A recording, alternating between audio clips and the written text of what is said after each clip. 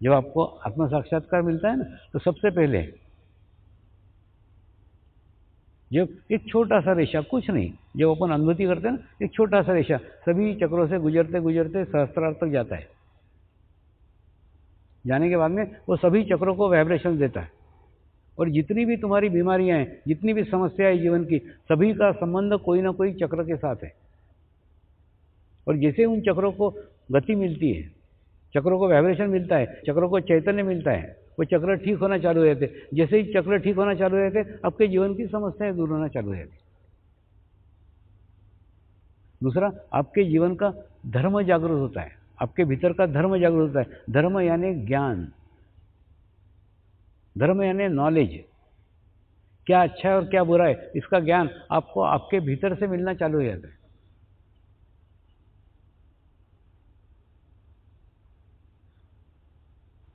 फिर आपको बाहरी ज्ञान की कोई आवश्यकता नहीं है,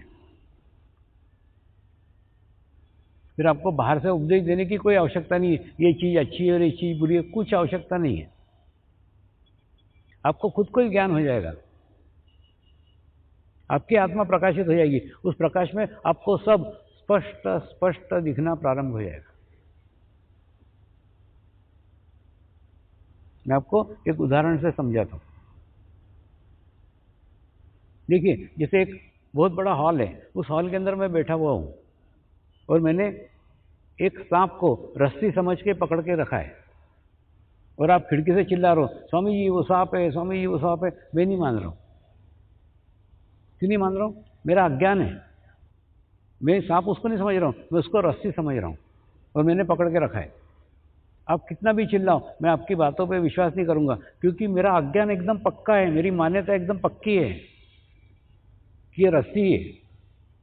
लेकिन आप में से कोई व्यक्ति अंदर आ जाए और अंदर आके लाइट जला दे, जैसे आप लाइट जला दोगे, जैसे ही प्रकाश हो जाएगा ना, मेरे को दिख जाएगा कि मैंने जो पकड़ा है वो सांप है, मैं तुरंत उसको छोड़ दूंगा। फिर आपको उपदेश देने की, आपको कहने की, आपको रिक्वेस्ट करने की कोई आवश्यकता ही नहीं रहेगी, खुद ही मैं छोड़ दूंगा। बिल्कुल ठीक ऐसा ही हमने भी हमारे अज्ञानता के कारण, हमने हमारे जीवन में कई बातें, शरीर के माध्यम से कई मान्यताएं, शरीर के माध्यम से कई व्यसन पकड़ के रखे हुए हैं। लेकिन हमारी मान्यता है वो अच्छे हैं, हमारी मान्यता है वो सही है, लेकिन वास्तव में वो सही नहीं है, लेकिन हमारी मान्यता है, तो उस मान्यता को कोई ठुकरा नहीं सकता। लेकिन जैसे ही आपको आत्म साक्षात्कार होगा, जैसे ही आपका अंदर का लाइट जल जाएगा, आपके भीतर का प्रकाश जागृत होगा, आपको खुद को दिखेगा कि आपने क्या क्या गलत चीजें पकड़ के रखी, वो सब बातें खुद छूट जाएगी। इसीलिए इसमें बाहर के कोई उपदेश नहीं है, क्या करना चाहिए, क्या नहीं करना चाहिए, क्या होना चाहिए, कुछ भी नहीं है। सीधा आपके अंदर का लाइट जला दिया जाता है, आपके अंदर का दिया प्रकाशित किया जाता है। दिए पे से याद आया, समर्पण में एक धोखा है, समर्पण संस्कार में एक भ्रम है, समर्पण संस्कार का एक दोष है। मैं आपको ना अच्छाइयाँ बुराइयाँ सब बताता हूँ, क्यों? क्योंकि आप उसमें अलर्ट रहे। आप कल्पना करो कि आप एक बुझा हुआ दिया है, और खूब दूर एक झाड़ी में अकेले पड़े हुए हैं सभी। आपको एक स्थान के ऊपर, एक जगह, पूरे जंगल में प्रकाश ही प्रकाश दिखता है, एक बहुत बड़ा मैदान, जिस मैदान में सब दूर प्रकाश ही प्रकाश है। उस प्रकाश ही प्रकाश को देख करके आपके दिए को भी प्रकाशित होने की इच्छा होती है, जलने की इच्छा होती है, और जलने की इच्छा से वो धीरे धीरे उस प्रकाश के पुंज की तरफ जाता है। तो जैसे ही पास में जाता है ना, जैसे ही करीब जाता है, तो आपको दृश्य दिखता है, एक बहुत बड़ा दिया प्रकाशित है, और उस प्रकाशित दिए के आसपास छोटे छोटे दिए लाइन से आ रहे हैं, और उसके ज्योति से उसकी ज्योति टकरा रहे हैं और प्रकाशित हो रहे हैं, और प्रकाशित होकर हजारों लाखों दिए प्रकाशित हो रहे हैं, और लाखों दियों का प्रकाश उस स्थान पे है, उस जगह है। आप भी उसमें शामिल हो जाते हैं, आप भी लाइन में लग जाते हैं, आप भी उस बड़े दिए के पास से गुजरते हैं, आपको भी लगता है आप भी प्रकाशित हो गए हैं। सब दूर प्रकाश ही प्रकाश है, आपको लगता है आप भी प्रकाशमय हो गए, आपका भी दिया जल गया है। लेकिन जैसे ही आप आपके घर लौटते हैं, जैसे ही आप आपके वापस जंगल में आते हैं, देखते हैं वो भ्रम था, वो धोखा था। वहाँ पे इतना प्रकाश था, इतना प्रकाश था कि आपको लगा आपका दिया प्रकाशित हो गया, जबकि आपका दिया जला ही नहीं था, आपका दिया प्रकाशित हुआ ही नहीं था, जबकि आपको आपके आसपास के प्रकाश के कारण भ्रम पैदा हो गया, गलत फहमी पैदा हो गई कि मेरा भी दिया जल गया। सामूहिकता का एक सबसे बड़ा ये दोष है कि जब आप लाखों की सामूहिकता में आते हो, लाखों की कलेक्टिविटी में आते हो, और उस कलेक्टिविटी में आने के बाद में आपको फायदा होना चालू हो जाता है, आपको लाभ मिलना चालू हो जाते हैं, तो आपको लगता है कि मेरा भी आत्म साक्षात्कार हो गया, मेरा भी दिया जल गया। ये उदाहरण इसलिए देता हूं, कुछ दिन पहले एक साधक मेरे पास नई कार लेके आया। बोले स्वामी जी, मैं चाहता हूं कि इस कार की पूजा आपके हाथों से हो। मैंने खुशी व्यक्त की, अच्छा है तूने कार लिया वगैरह। उसने कहा स्वामी जी, मैंने कितनी प्रगति, कितना प्रोग्रेस किया है। आज से 3 साल पहले मैं फुटपाथ पे ऊपर मोजे बेचता था, आज मेरी मोजे की फैक्ट्री है।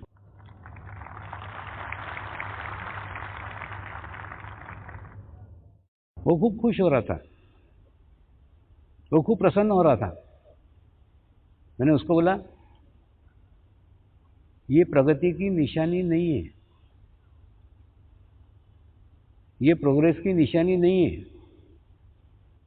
सभी लोगों को आर्थिक लाभ हो रहे हैं, सभी लोगों की आर्थिक प्रगति हो रही है, तो उनके साथ तू जुड़ गया तो तेरी भी हो गई। ये तेरी स्वयं की प्रगति नहीं है। तेरे को अगर लगता है कि तेरी प्रगति देखने का है, तेरा प्रोग्रेस देखने का है, तो अकेले में ध्यान कितने जल्दी लगता है ये देख। जितने जल्दी ध्यान लग रहा है वो तेरी सही स्थिति है। नहीं होगा। आप जब इसमें शामिल हो गए ना, आपको खूब आर्थिक लाभ होंगे, भौतिक लाभ होंगे, आपके छोटे छोटे काम ऐसे हो जाएंगे, खूब प्रॉफिट आपको इसमें मिलना चालू हो जाएगा। ये सब धोखा है, ये सब भ्रम है। उस भ्रम जाल में तुमको लगेगा तुम्हारी भी खूब प्रगति, क्या क्या अनुभूतियां आ रही है, क्या क्या अनुभव आ रहे हैं, हाँ। लेकिन वो अनुभूतियां सामूहिकता की है, वो अनुभूतियां कलेक्टिविटी की, आपकी नहीं है। लेकिन आप धोखे में आएंगे, आपकी है वो, और आप में अहंकार आ जाएगा। मेरी कितनी प्रगति हो गई है, मेरी कितनी आर्थिक प्रगति हो गई, मेरी कितनी ध्यान की प्रगति हो गई, मुझे कितनी अच्छी अच्छी अनुभूतियां आ रही है।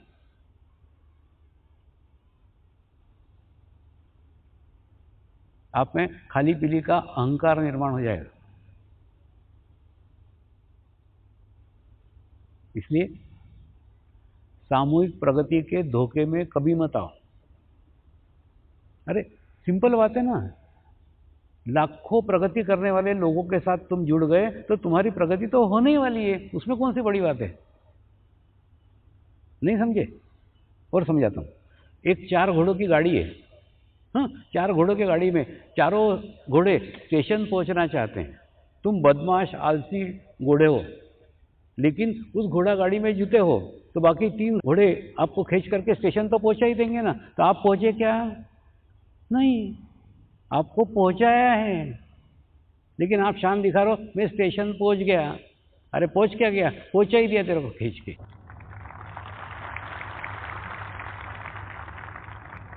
इसलिए इन सब छोटे छोटे लाभों के धोखे में मत आना।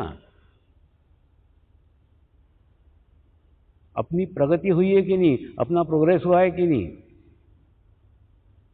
आत्म साक्षात्कार को मैंने सही रूप में ग्रहण किया है कि नहीं, ग्रहण किया है तो मेरी प्रगति कैसे हो रही है, मेरा प्रोग्रेस कैसा हो रहा है। खूब लोगों को जानने की, खूब लोगों को पहचानने की खूब इच्छा रहती है, मेरा प्रोग्रेस कैसा हो रहा है, स्वामी जी मेरी प्रगति कैसे हो रही। मैं पूछता हूँ तू पूछ रहा है मतलब नहीं हो रही। ध्यान की प्रगति वो प्रगति है जिसमें ये होश में भी नहीं रहता कि ध्यान की प्रगति हुई कि नहीं हुई।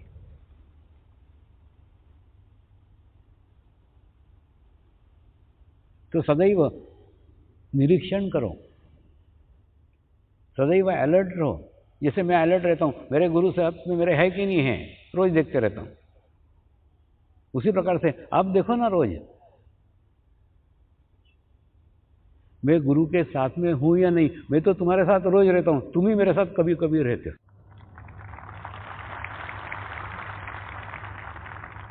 अकेले में बैठो, हाथ में वाइब्रेशंस आ रहे हैं कि नहीं आ रहे हैं, ध्यान कितने जल्दी लग रहा है, पलक झपकाते ना इतने में ध्यान में जाना चाहिए।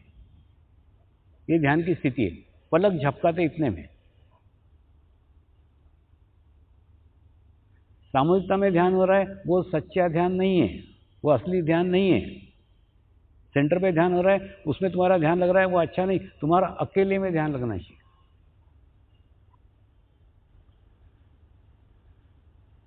घर पे अकेले बैठ करके ध्यान करो और तुम्हारा ध्यान लग रहा है, वो तुम्हारी असली कमाई है, बाकी सब बाप कमाई है।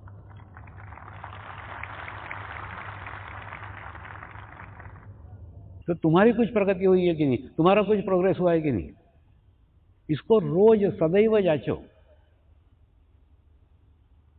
दूसरा, ध्यान में कितनी भी अच्छी अनुभूति आ जाए, ध्यान कितना भी अच्छा लग जाए, वो परमानेंट नहीं है। वो स्थिति दूसरे दिन नहीं रहेगी। इसलिए उसको निरंतर करते रहो। उस स्थिति का अहंकार मत रखो, उसका ईगो मत रखो कि मेरे को कितनी अच्छी ध्यान की स्थिति हुई, कितना अच्छा ध्यान लगा। जैसे पीतल का ग्लास रहता है कि नहीं, रोज हमको चमकाना पड़ता है और दूसरे दिन देखेंगे वो चमक नहीं रहती, उसकी चमक फीकी हो जाती है। ठीक उसी प्रकार से ध्यान की कितनी भी अच्छी स्थिति, ध्यान की कितनी भी अच्छी अवस्था आपको प्राप्त हो गई, तो भी उसके अहंकार में मत आना, वो कल खराब होगी ही। क्योंकि आसपास के लोग, आसपास के विचार, आसपास का प्रदूषण, उसका सब का प्रभाव उसके ऊपर पड़ेगा ही। तो सदैव अपने ग्लास को चमकाते रहो, नियमित ध्यान करते रहो, नियमित मेडिटेशन करते रहो।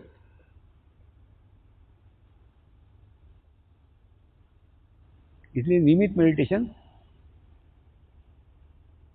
और सामूहिकता में मेडिटेशन, ये दोनों की अत्यंत आवश्यकता है।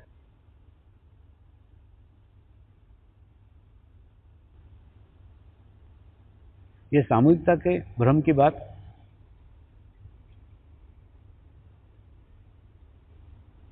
इसलिए कही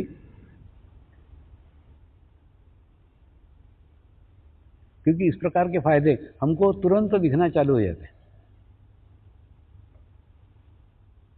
तुरंत मिलना चालू हो जाते हैं, और उसके कारण एक भ्रम की स्थिति हमारे अंदर निर्माण हो जाती है।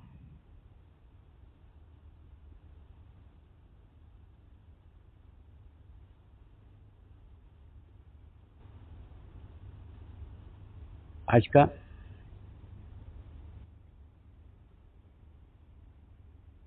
साईं बाबा का संदेश यह है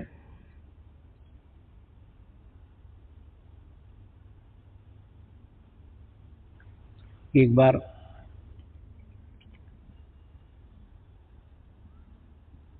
द्वारका माई में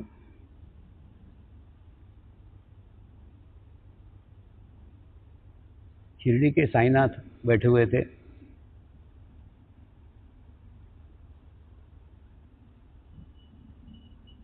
उनके सामने अलग अलग भक्त आ रहे थे, अपने भक्ति से, अपने भाव से।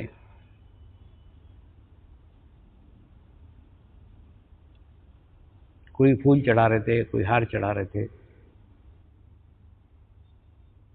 कोई गायक थे, वो गाना गा करके अपनी सेवाएं दे रहे थे, कोई वादक थे, वो अच्छे वाद्य बजा करके अपनी सेवाएं दे रहे थे।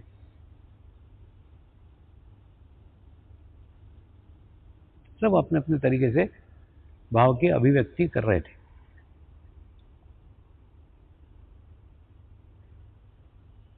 उसी समय एक दादा भट्ट और डॉक्टर पंडित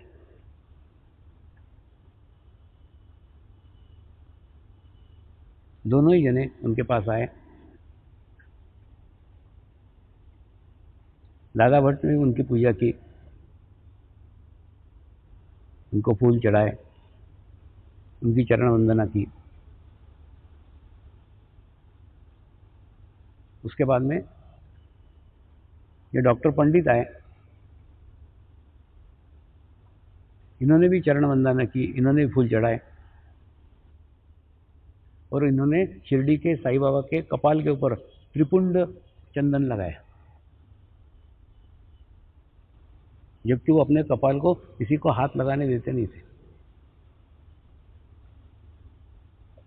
और इनको लगाने दिया। और जब वो चले गए तो दादा भट्ट ने पूछा, आप तो किसी को कपाल को हाथ लगाने नहीं देते, चंदन नहीं लगाने देते, इनको क्यों लगाने दिया? तो शिरडी के साईनाथ ने उत्तर दिया, उसने मुझे चंदन लगाया ही नहीं।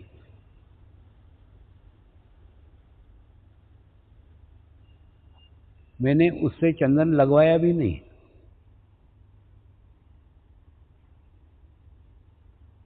वो जब मेरे सामने आए तो मेरे भीतर, मेरे अंदर उनको उनके गुरु नजर आए, जो गुरु ब्राह्मण थे, पुराणिक बाबा थे। वो त्रिपुर का चंदन लगाते थे, वो उन्होंने मुझे अपना गुरु समझ करके लगाया है।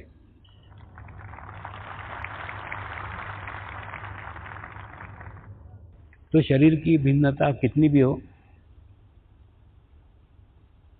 गुरु तत्व एक ही है।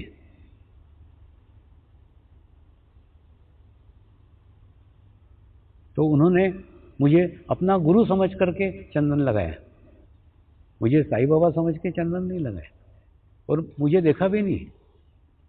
मेरे अंदर भी उनको उनके गुरु ही नजर आए।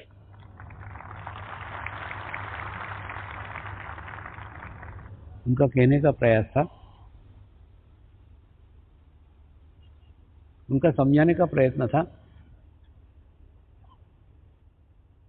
कि गुरु तत्व एक अंदर से बहने वाली निरंतर प्रवाह की धारा है।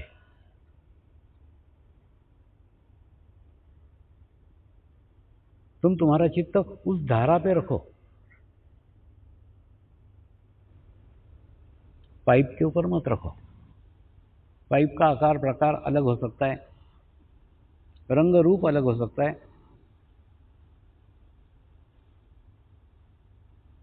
लेकिन अंदर से बहने वाला प्रवाह एक ही है। ये समझाने का उन्होंने प्रयास किया था, उन्होंने प्रयत्न किया था।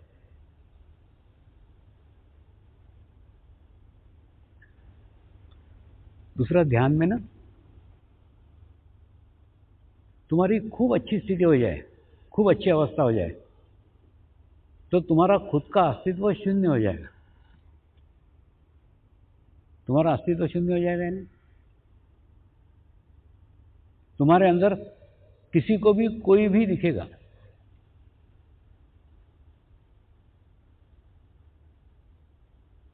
और ये अनुभव तुमको तुम्हारे जीवन में आना चालू हो जाएंगे।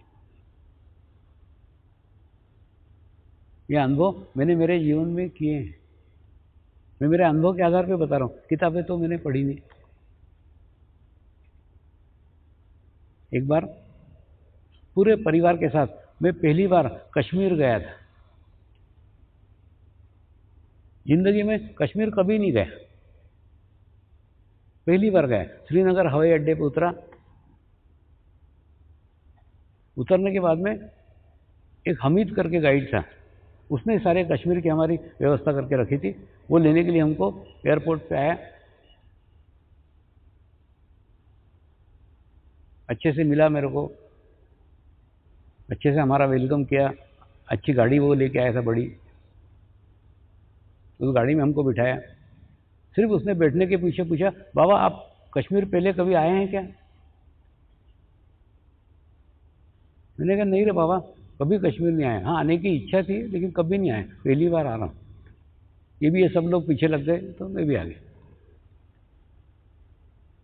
ऐसे बोल करके हम श्रीनगर के एयरपोर्ट से बाहर निकले और पहले ही सिग्नल के ऊपर जैसी गाड़ी खड़ी थी ना, एक पड़ोस के गाड़ी का सरदार जी ने अपना कांच उतार करके, बाबा कब आए पंजाब से? मैंने ऐसे हाथ किया। वो सरदार जी को लगा मैं पंजाब से आया हुआ कोई सरदार जी हूँ। और ये हमीद मेरे तरफ आंखें ये करके देख रहा है, आप तो बोल रहे हो कि आप पहली बार कश्मीर आइए, कैसे पहचानता सरदार जी आपको? बोला मेरे को नहीं मालूम। ऐसा जगह जगह होने लग गया। वो शंकराचार्य के मंदिर में गए, वहां पे भी कुछ लोग अच्छे से मिल गए, वो अच्छे से प्रेम से बात करते थे, मैं उनसे अच्छे से प्रेम से बात करता था। ऐसा 4-5 जगह हो गया, गुलमर्ग में हो गया, सोनमर्ग में, जगह जगह ऐसा होता था कि कोई ना कोई मिल जाता था, खूब अच्छे से बात करता था, अच्छे से बातचीत करता था।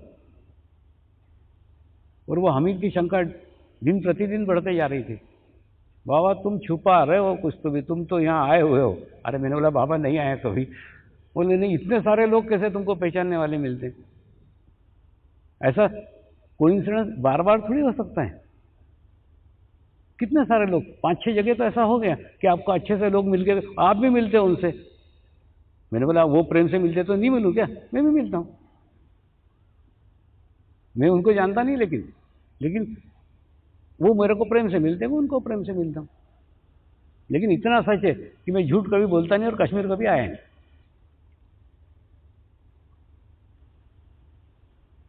तो वो रहस्य ना, खूब रहस्यमय वातावरण होते चला गया। और वो सोच रहा था इतने जगह इतने लोग इनके पहचान वाले कैसे मिल सकते हैं, जबकि ये कह रहे हैं मैं कभी आया नहीं। फिर क्या हुआ, उसका चचेरा भाई, एक हाउस बोट थी वहां पे हमको रखा हुआ था, तो उस बोट के अंदर उसका चचेरा भाई मिलने के लिए आया। कुछ नहीं, बाहर ऐसा गार्डन सरी का बना के रखा था, वहां हम कुर्सी डाल के बैठे, 2 घंटे तक हमारी खूब बातचीत होती रही, बातचीत। 2 घंटे के बाद में वो चचेरा भाई वापस आया, तो हमीद ने उसको पूछा, जाननी पहचाननी? वो बुढ़े के बाद इतने देर काय को बैठा था? तो बोलता मेरे को ऐसा लगा मैं मेरे पिताजी के साथ बैठा हूं।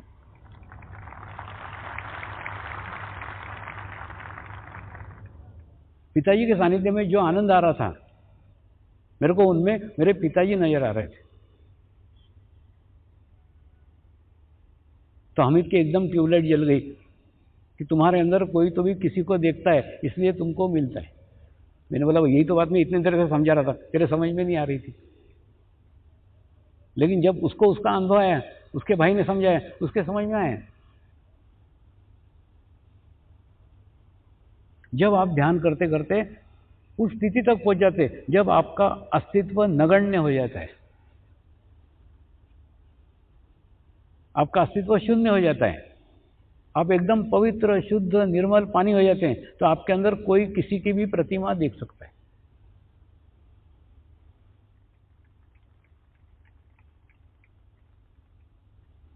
ये फार्मूला बुढ़ापे में बड़े काम का है। कैसे बताता हूँ, यह समझ लो आप बूढ़े हैं, ठीक है, आप इतनी अपनी अच्छी स्थिति बनाओ, तुमको सारे दुनिया में तुम्हारे बेटे नजर आएंगे। मैंने कोई भी व्यक्ति देखा है ना, तुमको देख के उसको बाप ही याद आना चाहिए, ऐसी तुम तुम्हारी स्थिति बनाओ। तो आप बताओ ना, फिर बेटों की क्या जरूरत है? सब जगह ही जगह बेटे ही बेटे।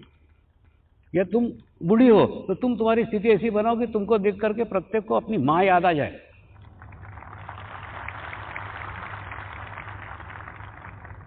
तुमको बुढ़ापे में सब जगह बेटे और सब जगह बेटियां ही नजर आएंगी। कोई भी तुम्हारी हेल्प करने के लिए एक टांग पे खड़ा होगा। क्यों? क्योंकि तुम्हारा अस्तित्व शून्य है। तुम्हारे अस्तित्व शून्य होने के बाद तुम्हारे अंदर उसको उसकी माँ दिखेगी, और वो अपने जीवन काल में अपने माँ को हेल्प नहीं कर पाया, वो तुमको माँ समझ के हेल्प करेगा। ऐसी की स्थिति तुम अपनी बनाओ, तुम तुम्हारी स्थिति शून्य कर लो, इतने पवित्र हो जाओ, इतने शुद्ध हो जाओ कि तुम्हारे अंदर उसको अपना बाप दिखना चाहिए। उसने अपने जीवन काल में बाप को हेल्प नहीं की थी, हेल्प करना रह गई, सेवा करना बाकी था, वो एक टांग पे खड़ा होगा तुम्हारी सेवा के लिए। तो अपना बुढ़ापा सुधारो। चांस है, समर्पण मेडिटेशन एक माध्यम है जिसके माध्यम से तुमको जगह जगह तुम्हारे बेटे और बेटियां मिलेंगी।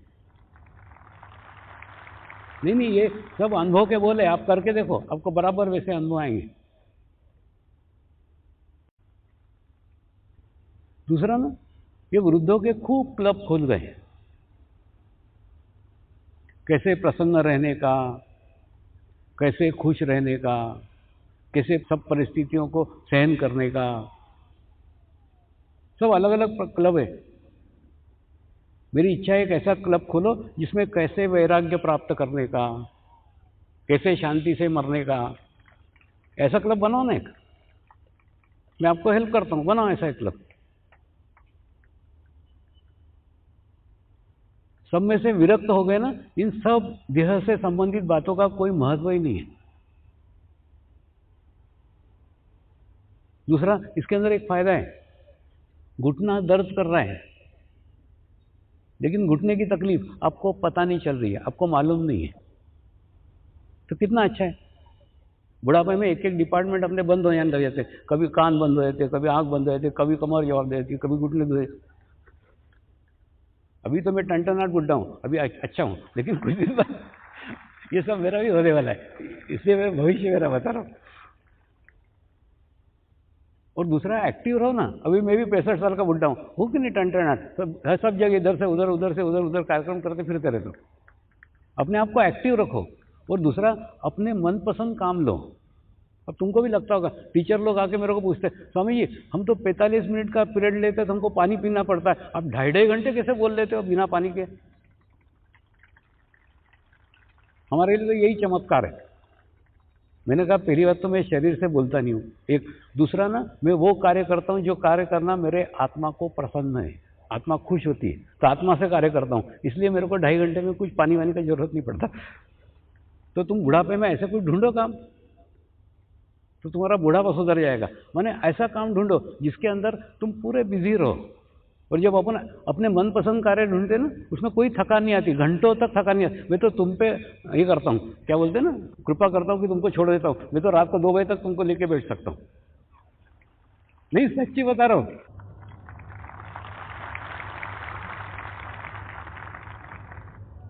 नहीं, क्या होता है बताता हूँ। एक बार ना खूब हायर एनर्जी के ऊपर गए, तो मेरे को तो वैसे भी रात को 2 बजे तक नींद नहीं आती।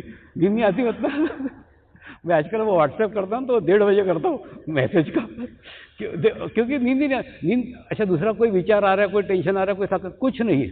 एक्चुअली नींद आने के लिए तुमको शरीर के स्तर पे आना पड़ता है ना। ये नहीं, इतने घंटे मैं आत्मा के स्तर पे रहता हूँ, वहाँ से शरीर के स्तर पे उतरने में रात को 2 बज जाती है। 2 बजे, हाँ अब जरा लग रहा है अब सोएंगे। तो मैंने बोला ना, मेरी कैपेसिटी 2 बजे तक की, तुमको बहुत जल्दी छोड़ देता हूँ। तो मेरे को ऐसा लगता है, बेचारे कब से शाम के बैठे हुए, चलो बहुत हो गया टाइम, छोड़ दो।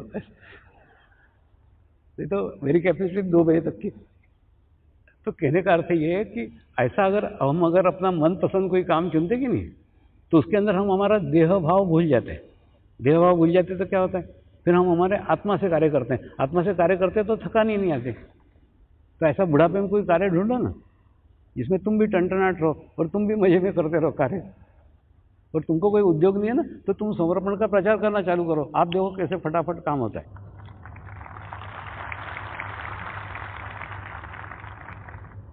नहीं, सच्ची बता रहा हूँ, ये सब अनुभव के बोले। क्या है मैं बताता हूँ। जैसे समझ लो, मैं एक पाइप था, जिस पाइप के अंदर कचरा था, मिट्टी थी, और एकदम साफ।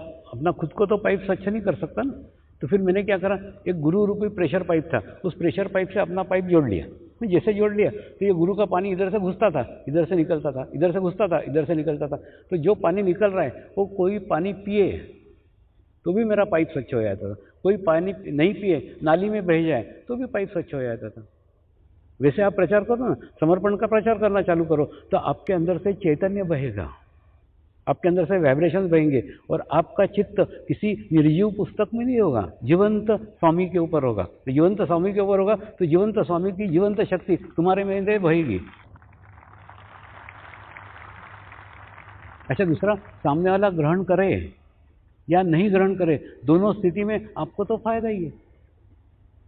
आप तो माध्यम बन गए और आप प्रयोग करके देखो। अब इधर उधर के उपदेश देते हो लोगों को, लोग नहीं सुनते, लोग भग जाते। तुम समर्पण की बातें करना चालू कर दो, 4 लोग आके बैठना चालू हो जाएंगे तुम्हारे पास। नहीं, ये तो मेरे को जैन मुनि ने बताया हुआ अनुभव है। जैन मुनि बोले, स्वामी जी पहले हम चातुर्मास में जाते थे ना तो 2-4 गांव के बुड्ढे टुड्ढे आके हमारे पास बैठते थे, इनको काम धंधा नहीं रहता तो बैठते थे। आजकल हम प्रवचन करते अक्खा गाँव इकट्ठा होता, बोले ये हमारा चेंज आ गया, बोले ध्यान करने के बाद में। तो मैंने उनको बोला, वो जो गांव इकट्ठा होता है ना तो तुम्हारा प्रवचन सुनने नहीं, तुम्हारे वाइब्रेशन के कारण होता है, एनर्जी के कारण आता है, ऊर्जा के कारण आता है, चैतन्य के कारण आता है। तो तुम भी ये प्रयोग करके देखो ना, तुम भी करके देखो। तुम क्या बोलते हैं ना, उससे क्या होगा, तुमको भी एक मनोरंजन है कुछ तो भी कर रहे करके। दूसरा, ये अपेक्षा से मत करना, किसी को 2 घंटे समझा के आओ फिर अपेक्षा करो वो आएगा नहीं शिविर में, 2 घंटे उसको बताया था, ढूंढे उसको, कोई जरूरत नहीं उसको ढूंढने की, भाड़ में जाना उसको।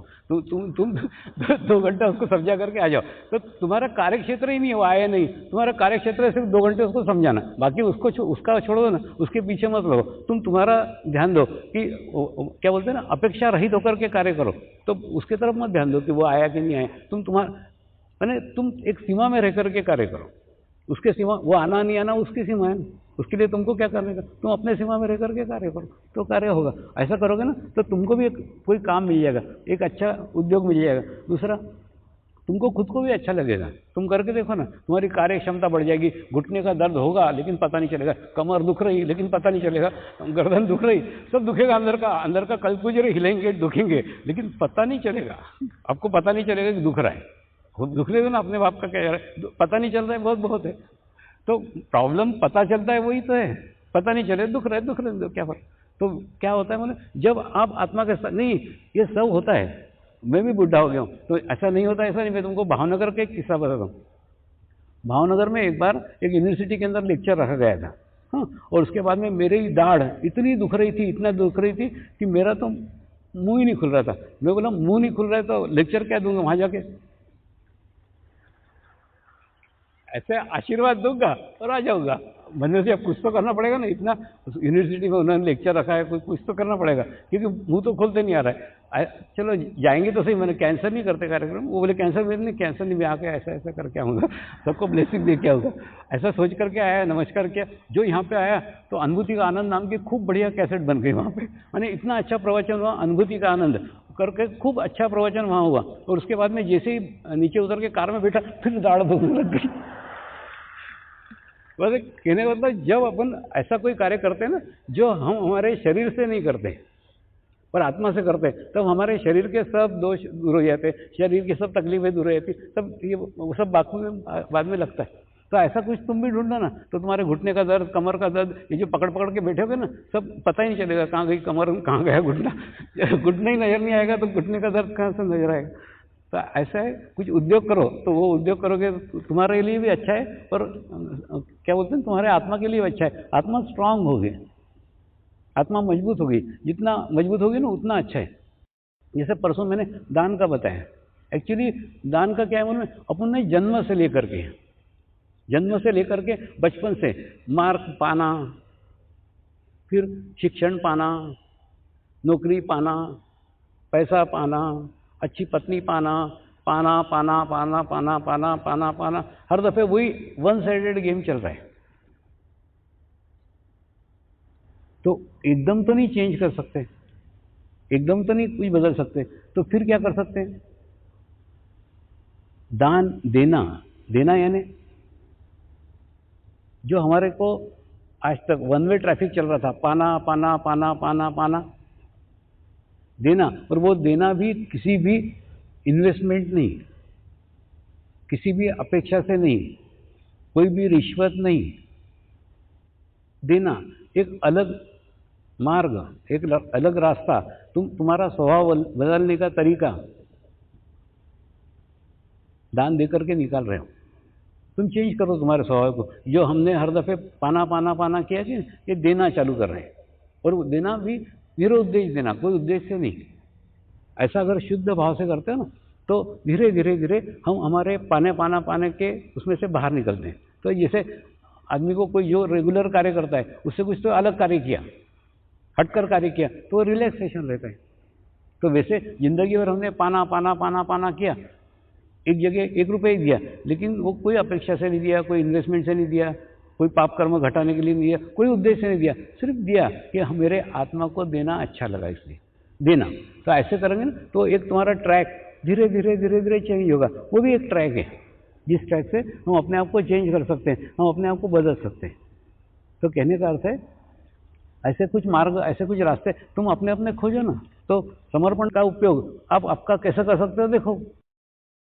पहले आत्म साक्षात्कार पा करके, नियमित साधना करके, और उसके बाद में फिर प्रचार कार्य का करो, तो तुमको जो अनुभूति आएगी ना, उस अनुभूति के कॉन्फिडेंस के ऊपर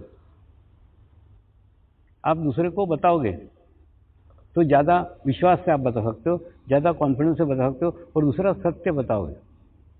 सत्य के अपने एक वाइब्रेशंस रहते हैं। अब जैसे मैं कुछ बोलता हूँ कि बताता हूँ कि ये सब सत्य बातें हैं, तो लेकिन तुम उसको खोजने जाओगे, ढूंढने जाओगे, बराबर उसके सीक्वेंस मिलेगी। जैसे हिमालय के समर्पण योग में मैंने एक खामती जाति के बारे में लिखा था कि ये खामती जाति होती है, उसके ऐसे ड्रेस होते हैं वगैरह। उसके बाद में कुछ लोगों ने उसको गूगल के ऊपर सर्च किया, बराबर वो जाति मिली, वो ड्रेस मिले, वो जो मैंने एक्चुअली सब कुछ सत्य है।